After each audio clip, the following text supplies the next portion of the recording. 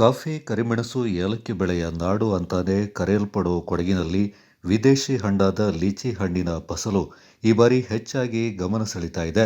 ಸಾಮಾನ್ಯವಾಗಿ ಲೀಚಿ ಹಣ್ಣಿನ ಹಂಗಾಮು ಮೇ, ಜೂನ್ ತಿಂಗಳಂದ ಹೇಳಲಾಗ್ತಾ ಆದ್ರೂ ಅಕ್ಟೋಬರ್ನಿಂದ ಡಿಸೆಂಬರ್ ತಿಂಗಳಲ್ಲಿ ಕೊಡಗಿನಲ್ಲಿ ಲೀಚಿ ಹಣ್ಣು ಕಂಡುಬರೋದ್ರಿಂದ ಆಫ್ ಸೀಸನ್ ಲೀಚಿ ಅಂತಲೇ ಕರೆಯಲಾಗುತ್ತೆ.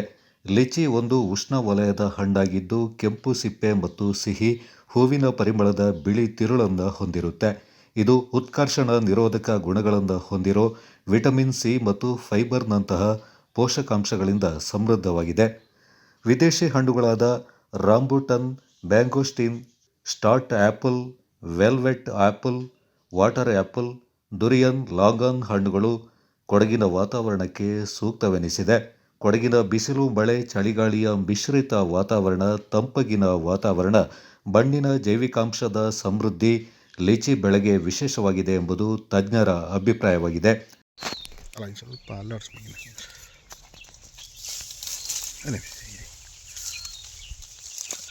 ಹಂಗೆ ಹಂಗೆ ಹಂಗೆ ಆಯ್ತು. ಒಂದು ನಿಮಿಷ ಹಂಗಿರಲಿ.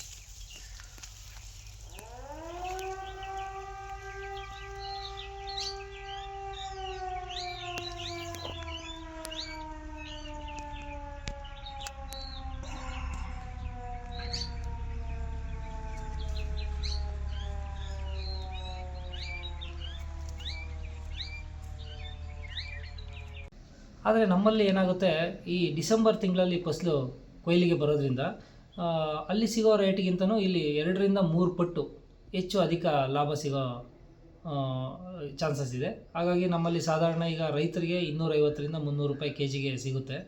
ಹಾಗಾಗಿ ಇದೊಂದು ಒಳ್ಳೆಯ ಲಾಭದಾಯಕ ಬೆಳೆಯಾಗಿರೋದ್ರಿಂದ ರೈತರು ಇದ್ರ ಬಗ್ಗೆ ಭಾಳಷ್ಟು ಯೋಚನೆ ಮಾಡಬೇಕಾಗುತ್ತೆ. ಸುಲಭವಾಗಿ ಬೆಳಿಬೋದಾಗುತ್ತೆ. ಬಟ್ ಇದರಲ್ಲೂ ಕೆಲವೊಂದು ಸಮಸ್ಯೆಗಳಿದೆ. ಬೆಳಿಬೇಕಾದ್ರೆ ಹೂ ಬರೋದು ಕೆಲವೊಂದು ಜಾಗಗಳಲ್ಲಿ ಏನಾಗುತ್ತೆ, ಒಂದು ವರ್ಷ ಹೂ ಬರುತ್ತೆ, ಇನ್ನೊಂದು ವರ್ಷ ಬರೋದಿಲ್ಲ. ಈ ಥರ ಸಮಸ್ಯೆ ಎಲ್ಲ ನಾವು ಹೆಚ್ಚಾಗಿ ಕಾಣ್ತಿದ್ವಿ. ಅದಕ್ಕೂ ಕೂಡ ಈಗ ನಾವೊಂದು ಗರ್ಲಿಂಗ್ ಟೆಕ್ನಾಲಜಿ ಅಂತನ ತೊಗಟೆ ತೆಗೆಯೋದು, ಮೊದಲನೇ ಹಂತದ ರೆಂಬೆಗಳಲ್ಲಿ ತೊಗಟೆ ತೆಗೆಯೋದ್ರಿಂದ ಈ ಸಮಸ್ಯೆಯನ್ನು ಕೂಡ ನಾವು ದೂರ ಮಾಡ್ಬೋದಾಗುತ್ತೆ. ಹಾಗಾಗಿ ನಾವು ಈಗ ಕಳೆದ ಒಂದು 3-4 ವರ್ಷಗಳಿಂದ ಈ ತಾಂತ್ರಿಕತೆಯನ್ನು ಇಲ್ಲಿ ಅಳವಡಿಸ್ತಾ ಇದ್ದೇವೆ. ಇದರಿಂದಾಗಿ ನಾವು 3-4 ವರ್ಷಗಳಿಂದ ಫಸಲನ್ನು ಪಡಿತಿದ್ವಿ. ಅದರಿಂದ ತೋಟಗಾರಿಕಾ ಕೇಂದ್ರಗಳು ಹಾಗೂ ಕೃಷಿಕರು ತೋಟಗಳಲ್ಲಿ ಲಿಚಿ ಬೆಳೆಯನ್ನು ಬೆಳೆದು ಹಲವು ವರ್ಷಗಳಿಂದ ಫಸಲನ್ನು ಪಡಿತಾ ಇದ್ದಾರೆ.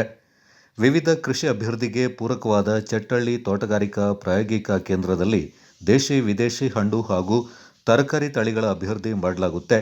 ಸುಮಾರು 25 ವರ್ಷಗಳಿಂದ ವಿವಿಧ ರೀತಿಯ ಶಾಹಿ, ಅರ್ಲಿ ಸೀಡ್ಲೆಸ್, ಬೇದನ, ಚೈನಾ ಇತ್ಯಾದಿ ವಿಧದ ಲೀಚಿ ಹಣ್ಣಿನ ಗಿಡಗಳನ್ನು ಪ್ರತ್ಯೇಕ ಬ್ಲಾಕ್ಗಳಲ್ಲಿ ಬೆಳೆಸಲಾಗ್ತಾ ಇದ್ದು, ಈ ಬಾರಿಯ ಉತ್ತಮ ತರವಾದ ವಾತಾವರಣದಿಂದ ಅತಿ ಹೆಚ್ಚಿನ ಫಸಲಿನಿಂದ ಕಂಗೊಳಿಸ್ತಾ ಇದೆ. ಪ್ರತಿ ಗಿಡಗಳಲ್ಲಿ 80ರಿಂದ 120 ಕೆಜಿ ಹಣ್ಣನ್ನು ನಿರೀಕ್ಷೆ ಮಾಡಲಾಗಿದ್ದು, ಈ ಬಾರಿ 8.30 ಲಕ್ಷಕ್ಕೆ ಟೆಂಡರ್ ನೀಡಲಾಗಿದೆ. ಲೀಚಿ ಹಣ್ಣಾಗೋ ಸಮಯದಲ್ಲಿ ಬಾವಲಿ ಹಾಗೂ ಪಕ್ಷಿಗಳಿಂದ ರಕ್ಷಣೆಯನ್ನು ಪಡೆಯಲು ಟೆಂಡರ್ದಾರರು ಈಗಾಗಲೇ ಲೀಚಿ ಹಣ್ಣಿನ ಗಿಡಗಳಿಗೆ ಬಲೆಯನ್ನು ಹಾಕುವ ಮೂಲಕ ಫಸಲಿನ ರಕ್ಷಣೆಗೆ ತೊಡಗಿದ್ದಾರೆ. ಡಿಸೆಂಬರ್ ತಿಂಗಳಲ್ಲಿ ಲೀಚಿ ಹಣ್ಣುಗಳು ಹಣ್ಣಾಗಲಿದ್ದು, ಡಿಸೆಂಬರ್ 4ರ ಗುರುವಾರದಂದು ಚಟ್ಟಳ್ಳಿ ಕೇಂದ್ರೀಯ ತೋಟಗಾರಿಕಾ ಪ್ರಾಯೋಗಿಕ ಕೇಂದ್ರದಲ್ಲಿ ಕೊಡಗಿನ ಆಫ್ ಸೀಸನ್ ಲೀಚಿ ಹಣ್ಣಿನ ಕ್ಷೇತ್ರೋತ್ಸವ ನಡೆಯಲಿದೆ. ಅಂದು ಕೃಷಿಕರು ಬೆಳೆದ ವಿವಿಧ ಲೀಚಿ ಹಣ್ಣಿನ ಪ್ರದರ್ಶನ, ಬೇಸಾಯ ಕ್ರಮಗಳ ಕೈಪಿಡಿ ಬಿಡುಗಡೆ, ಮಾರುಕಟ್ಟೆ ಬಗ್ಗೆ ಮಾಹಿತಿ ಕಾರ್ಯಾಗಾರ, ಕ್ಷೇತ್ರ ಭೇಟಿ ಕಾರ್ಯಕ್ರಮ ನಡೆಯಲಿದೆ ಎಂದು ಕೇಂದ್ರದ ಮುಖ್ಯಸ್ಥರಾದ ಡಾಕ್ಟರ್ ಮುರಳೀಧರ BM ತಿಳಿಸಿದ್ದಾರೆ. ಹಾಗೆಯೇ ಈ ವರ್ಷ ನಾವು ಒಂದು 3-4 ರೈತರ ತೋಟಗಳಲ್ಲೂ ಕೂಡ ಈ ಗರ್ಲಿಂಗ್ ಟೆಕ್ನಾಲಜಿಯನ್ನು ಇದು ಮಾಡಿದ್ವಿ. ಅದರಿಂದ ಅವ್ರಿಗೆ ಏನಾಗಿದೆ, ಅಲ್ಲಿ ಕೂಡ ಒಳ್ಳೆ ಫಲಿತಾಂಶ ಬಂದಿದೆ. ಹಾಗಾಗಿ ಇದನ್ನು ನಾವು ಈ ಸತಿ ನಾವು ಫೀಲ್ಡ್ ಡೇಯಲ್ಲೂ ಕೂಡ ಇದರ ಬಗ್ಗೆ ಹೆಚ್ಚು ಅವೇರ್ನೆಸ್ಸನ್ನು ರೈತರಿಗೆ ಮೂಡಿಸ್ತೇವೆ.